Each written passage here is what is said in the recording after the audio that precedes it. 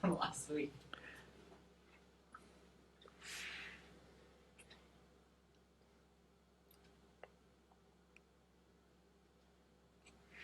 Is it okay? Yeah. Okay.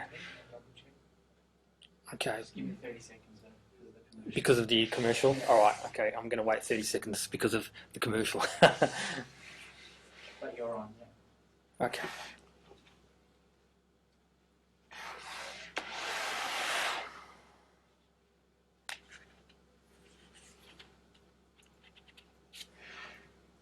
Okay, that should be long enough. Welcome to everyone that's here, and also welcome to our online viewers who might be following us live or alternatively watching this later on in our archives. Tonight we're hoping to continue with a session that we started about 2 weeks ago. Sorry, I'll just... 2 weeks ago we started a session on divine determining, or qadr in the original, and human will, okay, irade or ikhtiyar. We sort of got 3/4 of the way through that, so inshallah we'll finish that tonight, including some readings from the relevant part of the Risale Nur, which is the 26th word, qadr Risale. Okay. Just to kind of recap a little bit of what we went through last time, I won't sort of spend too much time on this revision, but nonetheless I think it's important just to remember a little bit about what the key terms mean. All right, so qadr, of course, is Allah's, I guess, divine plan for how all things in the universe should be, whether they're physical things or non-physical things like events that occur. How do all of these things need to play out in order for Allah's divine aims, divine purposes in creating the universe in the first place? How do all these things need to, I guess, be? What do they need to look like? How do they need to occur in order for the beauty and perfection of His names and attributes to be manifested the way He wants? Okay, that's kind of what qadr is. Qadr is the pattern, Ustad says. Sayyid Nursi said it's the pattern on which qudrat, divine power, operates to kind of create the universe and all the things within it. Now, within all this, human beings have still been given a very limited will. Okay. Now, Brother Murat 2 weeks ago rightly pointed out that there is a slight difference between will and choice. In the original Risale, in the Turkish, I guess the Arabic as well, irade kind of refers to will, ikhtiyar refers to choice. But I did note that in so far as the human being is concerned, you can validly conflate the two ideas. The reason being is that human beings don't really have any will apart from the power of choice. So really the two become convertible. Whereas from Allah's perspective, you can sort of apply that distinction. You know, Allah has irade and ikhtiyar, right? So Allah has absolute will, kulli irade, to do whatever He wants, however He wants. Right? At the same time, He's also got ikhtiyar, which is choice. So given two equal alternatives, right? For example, should Burak have brown eyes or should he have blue eyes? You know, Allah chooses. Neither alternative is superior to the other. Allah freely chooses and says Burak's going to have brown eyes, right? In this case, or maybe hazel. I'm not sure. Anyway, so for Allah, yes, there is a distinction. For human beings, our irade and our ikhtiyar is one and the same because we don't have any power to create. We don't have any power to do anything other than to choose the alternatives that Allah's put before us. So I think that's why, like here in the footnote on the first page of Qadr Risalesi, they define the faculty of like human will as the faculty of will or choice. So juzi irade or juzi ikhtiyar. So I think that's the kind of difference. But anyway, so that's kind of broadly how you define qadr, divine determining, and human choice. Okay, irade or ikhtiyar. The question is, how is it that Allah can sort of have absolute power, okay, and do everything exactly how he wants, and at the same time human beings have free will. So I guess the issue that arises is how are the two compatible? And this is like a matter that's plagued thinkers of all persuasions for many, many years, whereas Risale kind of solves this matter quite nicely. It's simply the case that, and I'll use an example to explain this, right? But it's simply the case that Allah has got absolute will to do everything however He wants, yet we still freely choose amidst all that plan, that qadr, we still freely choose. The reason why our free will is limited is because the choices have anyway been set by Allah, right? The choices have anyway been set by Allah. So how can we kind of understand this, right? Now, Ustad gives a nice example as follows. He says, think of a child, right? Young child, can't really walk. You put the child on your shoulders and you give the child a choice, right? Now, there are really only two choices that he can choose, right? So I've got the choice to sort of walk maybe, I don't know, into the fields or somewhere, or alternatively there's like a huge mountain there that the child can see, and he can choose to go and walk up into that mountain. There are consequences or outcomes for either choice, but the father who's carrying the child in this case decides that he's going to allow the child to choose whatever choice he wants. Right? He's only got the two choices that are put before him, and nonetheless the child can freely choose one of the choices. Puts him up onto his shoulders because he can't walk himself, and he says, where do you want to go? Maybe even warns him that, look, this path is more dangerous than the other. Nonetheless, the child wants the excitement of going up into the mountains. The dad walks him up into the mountains. It's very cold. The child gets cold, gets sick, and thereby learns a lesson, okay, and gets reprimanded by his father. So we see that nothing that the child chose was kind of outside of the father's, I guess, plan there, you know. The father knew that there were only two alternatives and he's going to choose either one. Regardless of which one he chooses, there was still going to be a beneficial outcome. If he had have chosen the safe option, he was going to enjoy, you know, the beauty of the walk in the fields.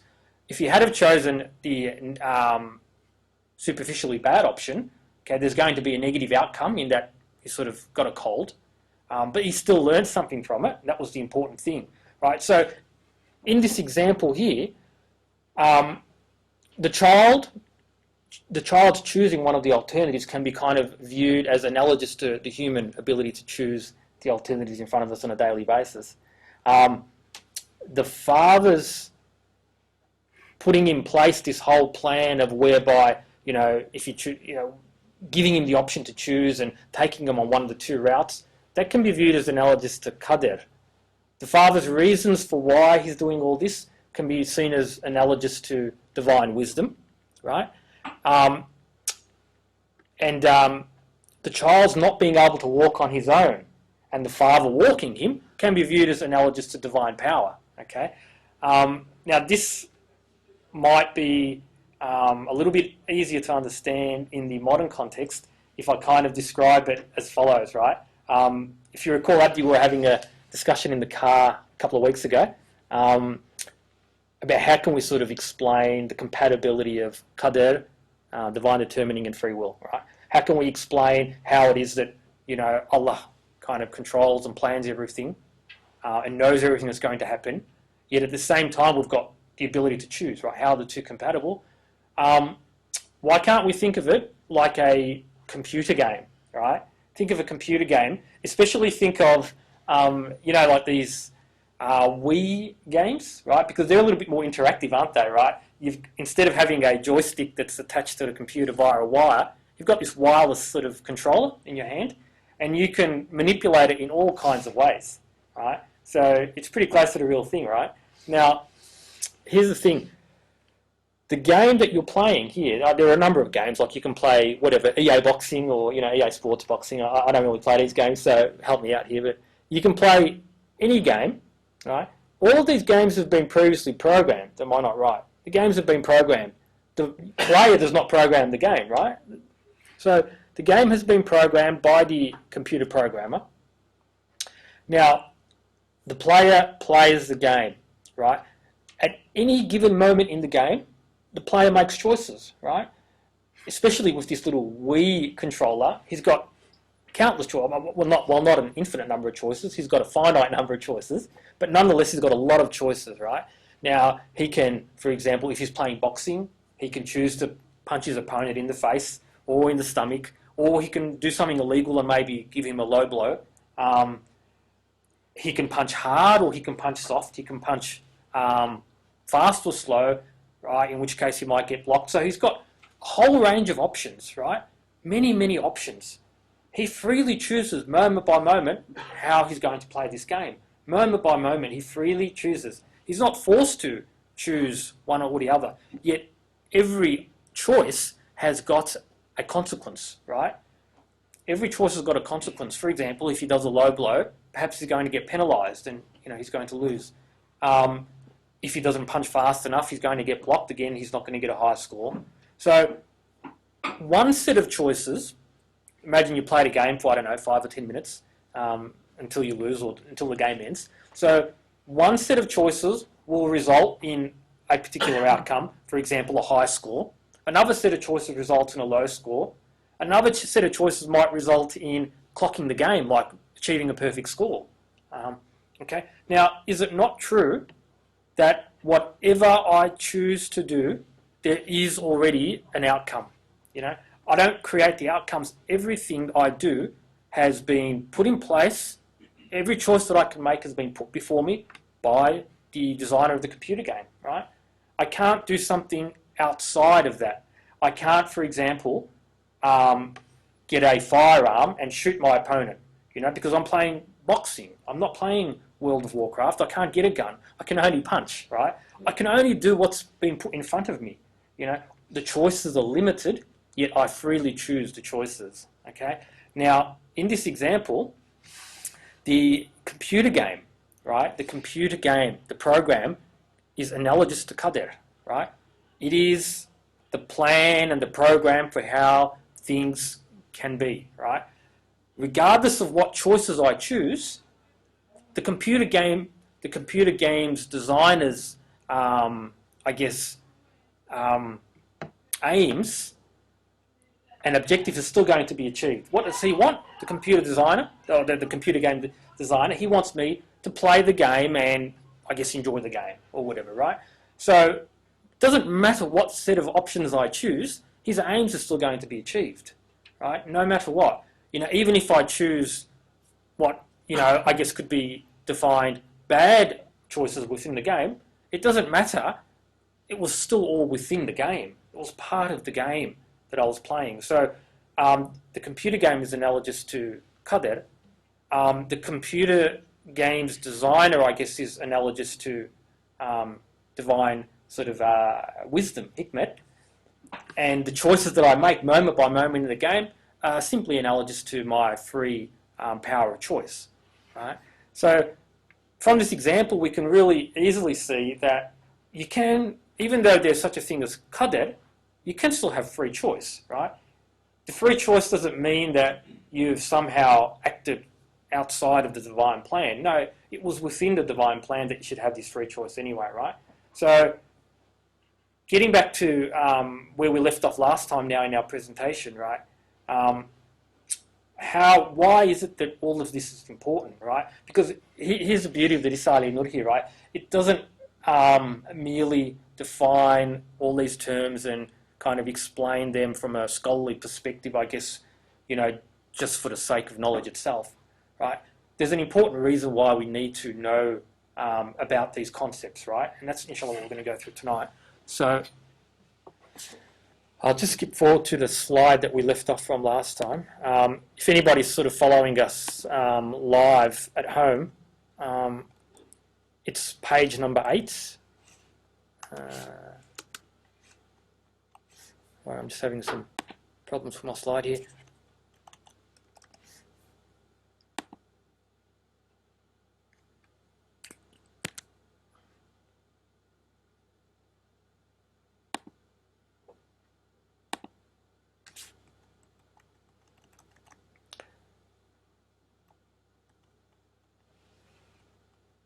Okay, I think this is where I left off last time. So,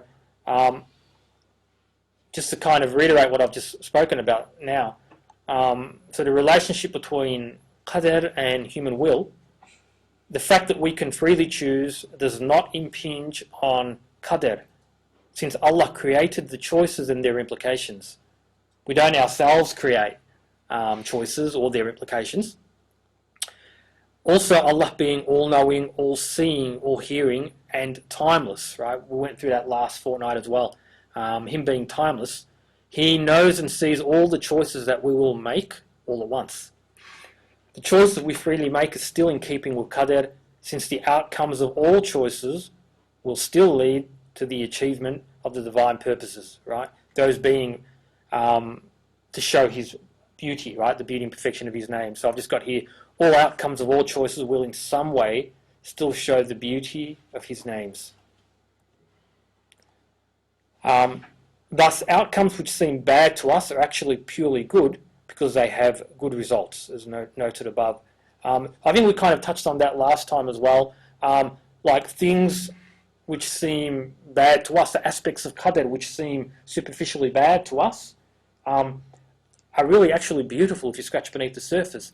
It's because they are there as part of the achievement of the divine aims, right? They in another way show the beauty of Allah's name. So, for example, a person gets really, really sick, and maybe gets angry at qadr. It says, why is it part of Allah's plan that I should get sick? But, isn't this a bad thing? But actually it's beautiful because it enables Allah's name of Shafi, for example, to be manifested, okay? And that is very important. It would actually be ugly if that name couldn't be manifested. So if there was an illness and Allah's name wasn't manifested and that beauty wasn't shown, that would actually be the real evil. So, okay, so I've got here, good is from Allah, while evil is from us. So here's where we get into why is it that we need to why does every Muslim need to have an understanding of qadr and irada, right, or ikhtiyar? Why do we need to know that, Allah does all things in accordance with His plan? And why do we also need to know that we still freely choose within all this, right? Mr. puts it as follows, which hopefully I'm going to read from shortly. He says that qadr has entered the matters of faith, he puts it. Qadr has entered the matters of faith so as to save human beings from being conceited, right? Save them from thinking that, hey, when I do something good, look at what I've done, because qadr informs him that, no, it was a part of Allah's plan that occurred, and it was Allah's power that did it. It's not you, right? But at the same time, right, irada has entered the matters of belief. So, it's important for Muslims to know what irada means and that we've got it. Souls to be saved from irresponsibility. Souls to be saved from heedlessness, I guess, because knowing that you've got free will, right, means that you are responsible for the choices you make, right? As we explained, you're playing the computer game, right? And sure, the computer game has all been programmed, but the choices you make within that game are still your choices. And therefore, you are responsible for the outcome. If you lose the game, the boxing game in this case, if you lose, you can't blame the designer of the boxing game. You can't or blame the game, the computer program. You cannot. You made those choices, right? So it's important to know this. Otherwise, you'll get yourself into trouble within this arena of examination. So I've got here that understanding the relationship between qadr and human will simultaneously saves us from conceit and irresponsibility. How? Okay. Now, how is it right that, here's the thing, how is it that the good that I do does not belong to me? Why not? Didn't I freely choose to do that good? Why don't I deserve reward for it? Here's the thing. So why is it that qadr should save me from conceit? It's as follows. Since Allah is absolutely beautiful and perfect, right? He has every one of His attributes and names is at the level of Jamal and Kemal, absolute beauty and perfection. All goodness is grounded in Him, right? Goodness, as we discussed a few weeks ago, right? Goodness is grounded in Allah, okay? Something is good only because it reflects beauty and perfection are one of Allah's names. Okay, that's how you can define goodness. Now, when a human chooses something good, it is rightly attributable to Allah, since the good is wanted by Allah, is grounded in Allah, and created by Him. Right? So, Ustad says that, the request and every aspect of this good, the request of it, the creation of it, it all pertains to Allah. He is the one that does it all, right? So, it's like this. I mean, let me give an example. You, for example, do, I don't know, like any good deed. Think of a good deed like, you drove a brother home. Okay, you gave a brother a lift home, Why is it that you cannot yourself say that, hey, look, I've done something really good and, it should be attributed to me? Well, first and foremost, I mean, it is not through my power that any of that occurred anyway. I don't have any power whatsoever to drive anyone home, As we've learnt in previous sessions, all power is held by Allah, right? We don't have any power. Allah, we can only choose. Allah then actuates that choice, right? So immediately we can see that, we've lost quite a lot of a share in that good, right? Now, why is it though that I can't at least say, but no, at least I chose to do it, even though Allah enabled, at least I chose to do it. Now, the good in the first place was wanted and commanded and desired by Allah, right? Allah has created us to do that good in the first place. He's the one who has created us with the ability to reflect His names and attributes and has commanded it, right? Has sent prophets and books to that end. So when we do it, we're doing it in response, when we make those good choices, we're doing it in response to Allah's request, okay? So its source is not us. Its source is ultimately Allah, right? And it's only good, the action itself, it's only good because, again, it's reflecting Allah's names and attributes. So, for example, in driving a brother home or doing, helping an old lady cross the road, for example, that would manifest Allah's name of Rahman, right? It's a manifestation of Allah's mercy or His compassion or, any number of His other names that relate to, those kind of good things. So you can see that all that humans do when they do something good is they assent. In the original, this is called kesp.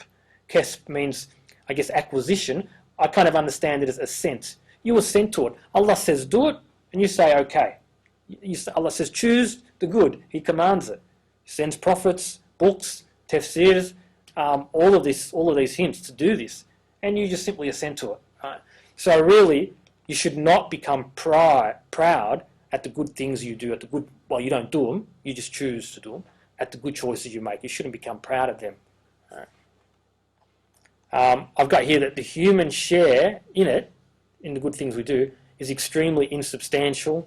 It amounts merely to kesp, or assent.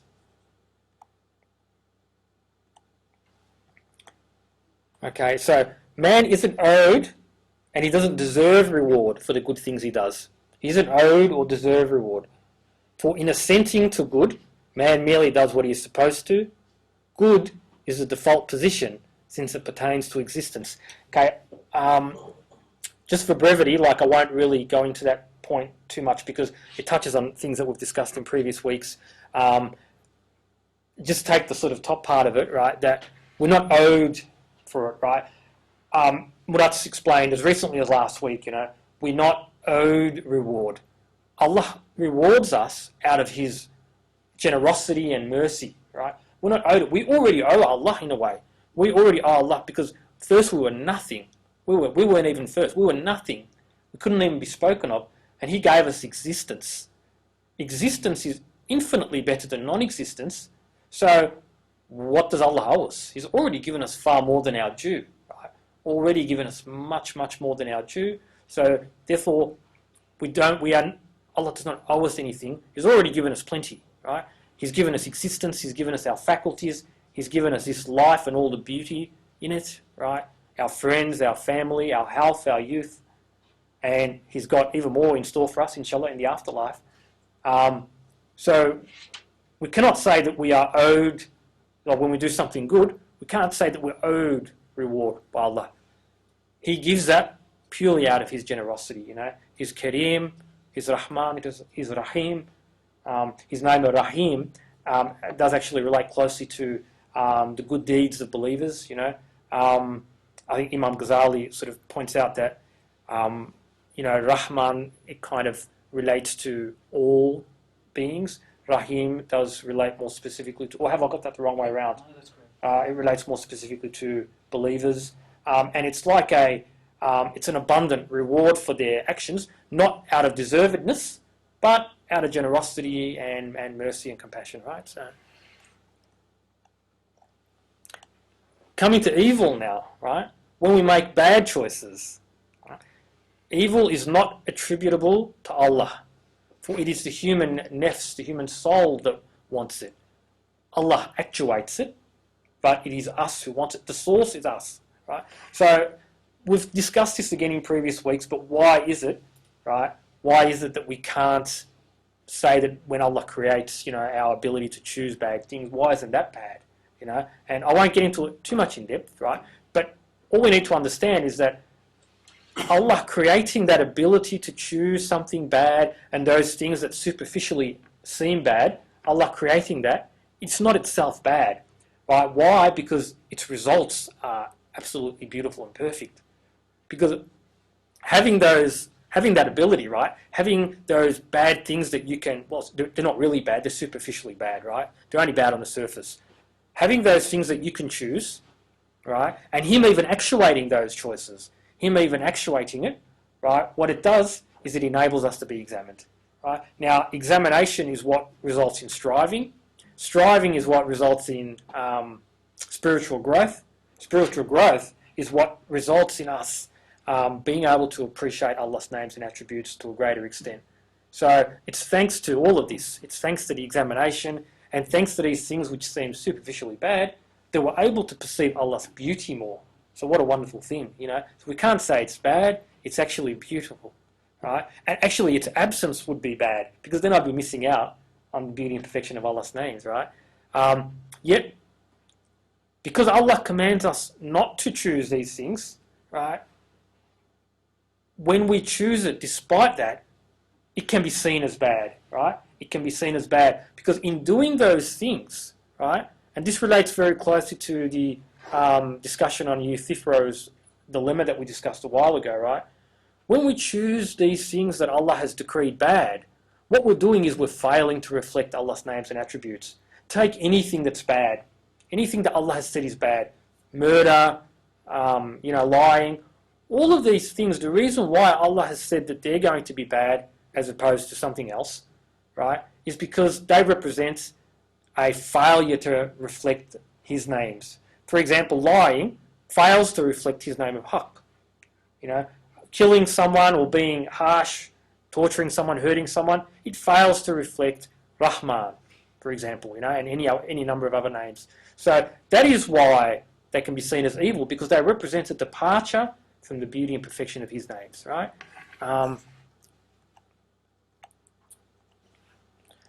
So just to conclude this, Allah creating the ability for humans to choose and actuating bad choices that humans make is not itself evil, for it has good outcomes, which we've just discussed, right? Nothing that Allah creates is evil or ugly in reality, right? Like we said, whatever is evil is only superficially evil, right? What superficially appears ugly veils pure beauty, as we've discussed, right? In short, man is responsible for his evil choices, for he is their source, but should not grow conceited due to his good choices, for their ultimate source is Allah. Okay?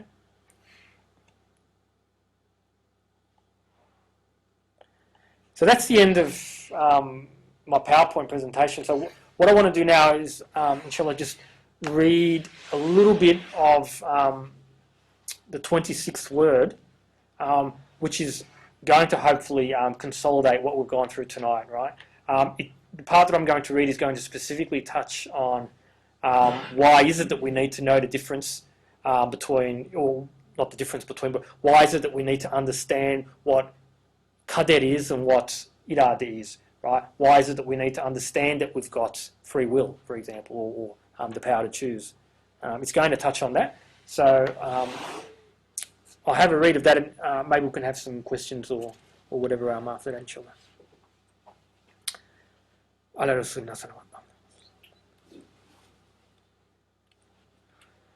The 26th word, the treatise on divine determining, qadr. And it starts off with a verse from the Quran, whose English meaning here is, in the name of Allah, the merciful, the compassionate, and there is not a thing but its sources and treasures inexhaustible are with us. But we only send down thereof in due and ascertainable measures. And of all things we have taken account in a clear book. Divine determining and the power of choice are two important matters. We shall try to disclose a few of their mysteries in 4 topics. First topic. Divine determining and the power of choice are aspects of a belief pertaining to state and conscience, which show the final limits of Islam and belief. They are not theoretical and do not pertain to knowledge. Okay, so what does this mean? So it's going to explain it now. That is to say, a believer attributes everything to Almighty Allah, even his actions and self, till finally the power of choice confronts him and he is not saved from obligation and responsibility. It tells him, you are responsible and under obligation. Then, so that he does not become proud due to the good things and perfections which issue from him, qadr, divine determining, confronts him, saying, know your limits. The one who does them is not you.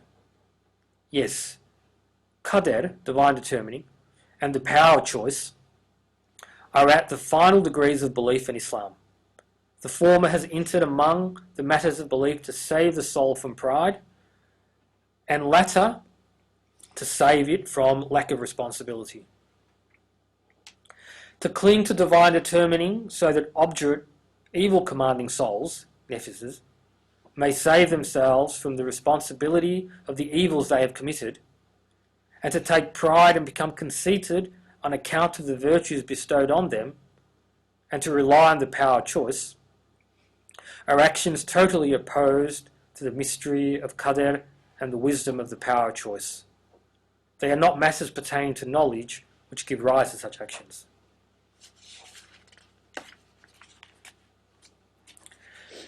Indeed, among ordinary people who have not progressed spiritually, there are occasions when divine determining, qadr, may be used, but those are calamities and disasters when it is the remedy for despair and grief. It should not be used for rebellion and in matters of the future, so that it becomes a cause of dissipation and idleness. That is to say, the question of qadr has not entered belief to save people from obligation and responsibility, but to save them from pride and conceit. While the power of choice has entered among the tenets of faith to be the source of evils, not to be the source of virtues, so that people become like pharaohs. Yes, as the Quran states, man is completely responsible for his evils, for the one who wishes the evils is he. Okay, so this is what we just discussed a moment ago in the latter part of our presentation.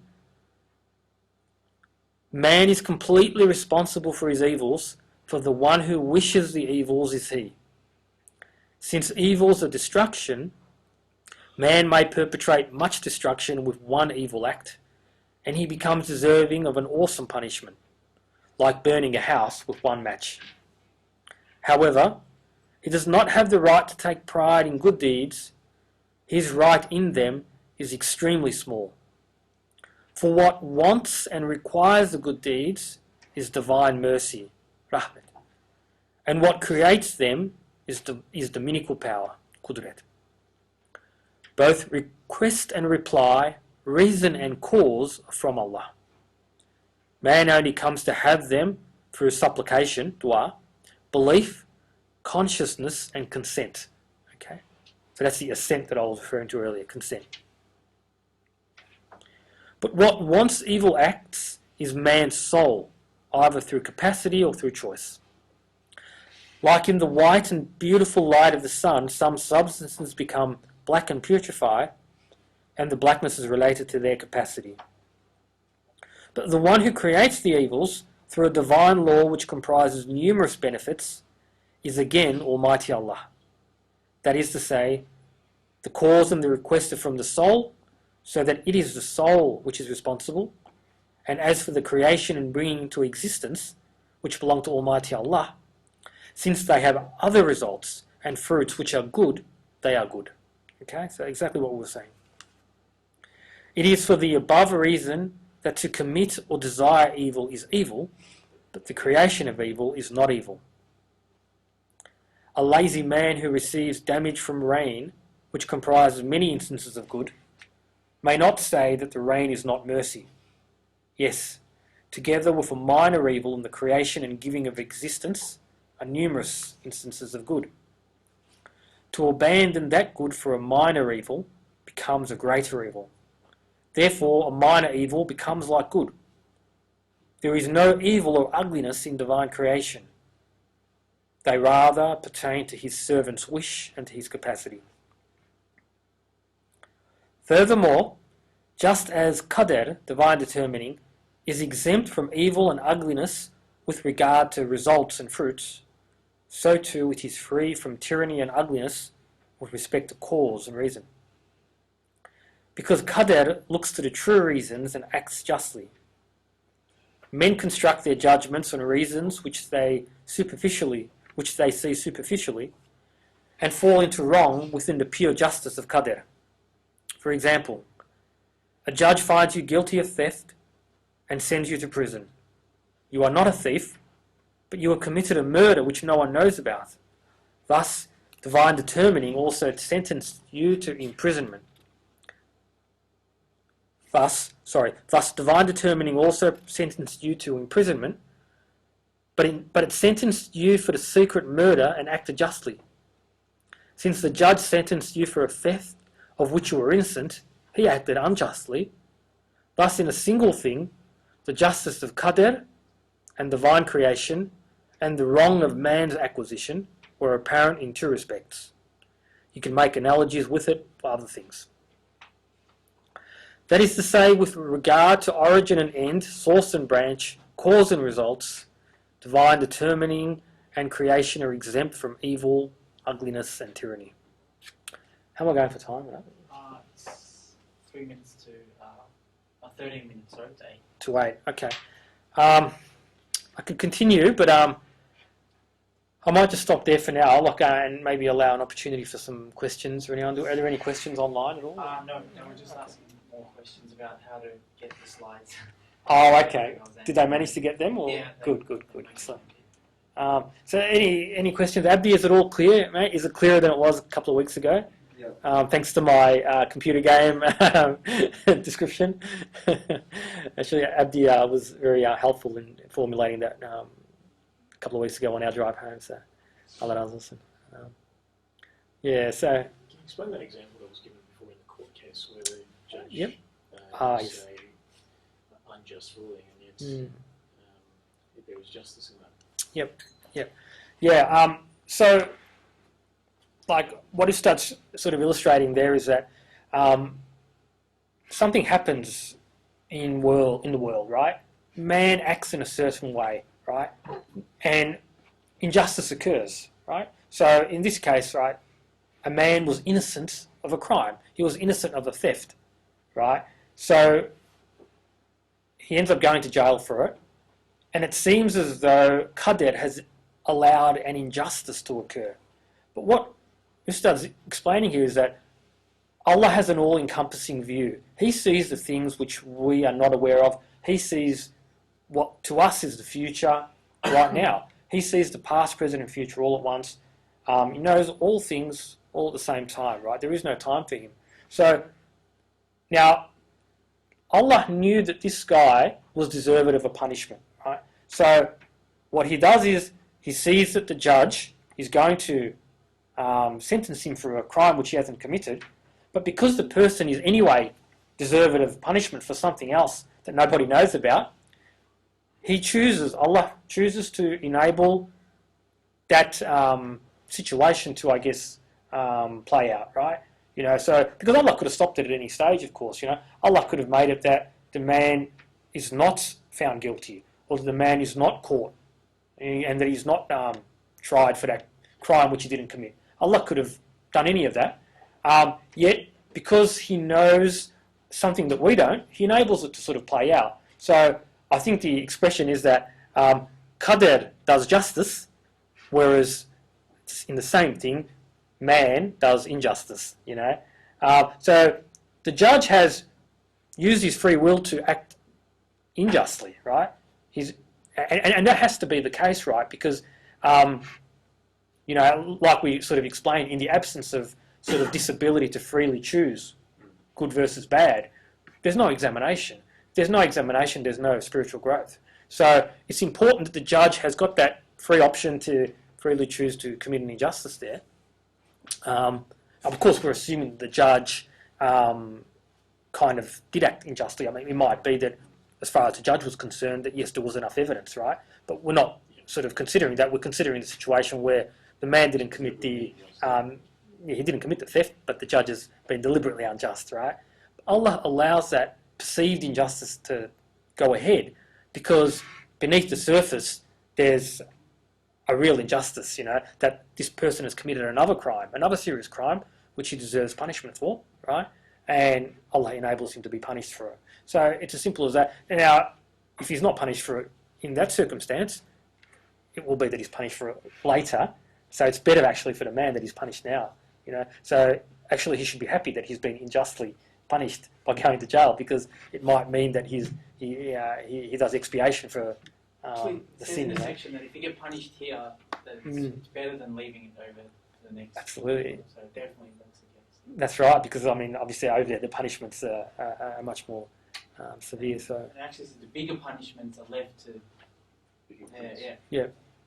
For bigger courts, exactly. Yeah. That's what it actually says. So Will that judge be punished as well, though, for his injustice? Of course, the judge too will be judged, because that's the beauty of free will, right? I mean, you can't be held to account for the things that you've done wrong unless you've got this sort of free ability to choose. The judge has freely chosen to act unjustly to this person, and since Allah is perfectly just, then that has to be addressed, right? That doesn't mean that Allah can't forgive him, right? If Allah sees fit, if the circumstances are right, or whatever. I mean, it's totally up to Allah's wisdom and Allah's mercy. We can't kind of say why Allah should or shouldn't forgive him, but Allah can choose to forgive him. Like, we can never say that, no, he's done that and he cannot be forgiven, because we don't know everything else, right? Allah knows all things, all intentions, all things that are going to happen out in the future, all things that are going to play out in the future. So Allah knows all this, and Allah can choose to forgive him, right? We can never ever say that, yes, this person must be punished for every little thing that he's done wrong. Allah can forgive him. Of course, we know that at certain junctures in life, we do have the opportunity to be largely cleansed, to clean ourselves of a lot of the sins that we've done. For example, we fast Ramadan, and you can expiate a lot of your sins that way. You can do Hajj, and again, if you go and do it with the right intention and the right circumstances, again, you can be cleaned of a lot of your sins. So there are opportunities for forgiveness, but if he doesn't repent and he doesn't make up for what he's done, yes, then I guess he has to be punished. But Allahu Alim, in the end, it's still up to Allah. So, yeah. If there are any other questions, we'll finish there. We'll finish up. I just want to say, I was kind of thinking to myself of how I would answer it, but Qadr didn't need to be a part of the. In my thoughts, I was thinking maybe Qadr didn't need to be one of the 6 pillars of belief. Okay. We didn't need to know about Qadr or accept it. Yep. And we could have still gone through this exam and achieved our purposes. But it actually said specifically there, the reason why it has gone into belief is to save us from our ego. Yep.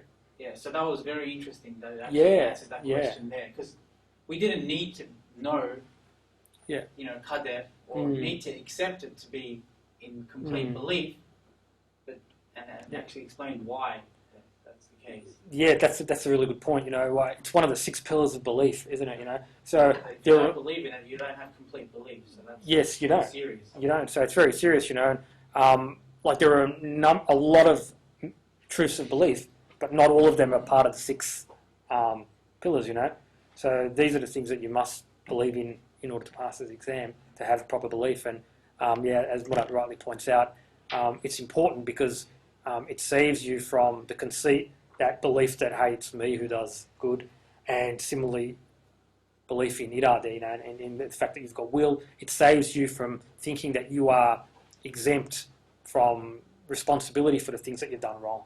You know, now in the absence of that, I mean, the consequences could be very severe, because of course there are people out there, aren't there, that think that they are not responsible for the things they do wrong. There are people who believe in, for example, hard determinism, which we described earlier, who say that, you know, look, we're just programmed, you know, we're just a domino in a series of dominoes. We're programmed by the whole cosmic machinery to choose whatever we choose. We don't have any free will. Other people say all the influences around us force us to choose. We don't have any free will, and so on and so forth. So, and therefore they act however they want, thinking they're not responsible, yet they're going to be held to account for that. So, also, it's kind of a disease of our time that, you know, we all own up to our deeds, right? That's all we hear. You know, people talk about what they've done, but they never hold back of, you know, of saying, "Oh, I did that. I was the main cause of that." And actually, you know, this pillar of belief to me shows how dangerous that can be for your ego and nefis to take you the wrong way. And if it wasn't dangerous, that it wouldn't be, like you said, many truths be, you know, in the top 6 of that category. And if we don't, you know, believe in it, we actually don't pass the exam. That serious. So that was very interesting.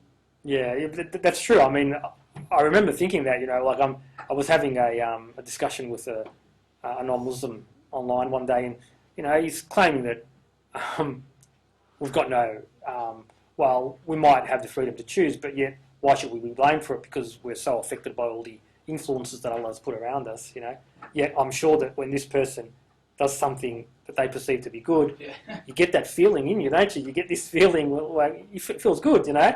You know what I mean? So why do you get that feeling, you know? So, so anyway, inshallah, we'll finish there. Okay. Lillahi al-Fatiha.